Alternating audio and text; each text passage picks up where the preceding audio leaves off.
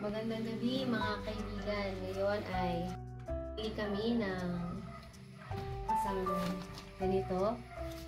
Samahan nyo kami sa pag-unbox ng aming binili sa Shopee na mga Biblia. So, ang parcel na ito ay binili namin sa Bible House.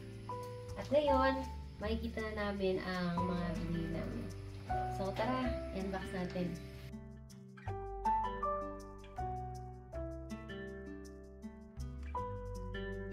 Sa mga nag-iisip na bumili ng Bible, ito ang perfect na panahon para bumili na kayo.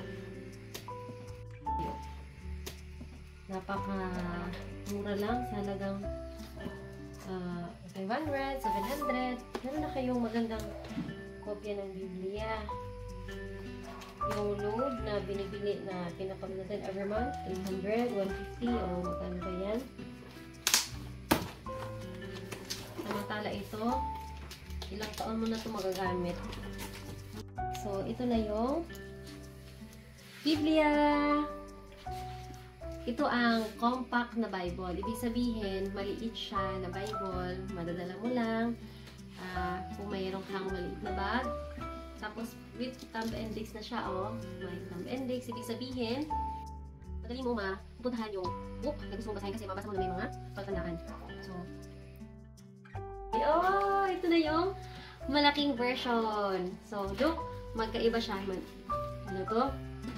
Yung leather niya, ganyan, no? Manipis, pero matibay. King James sa English. Tapos, yung newer version niya is New King James version. Ito, na version na binili.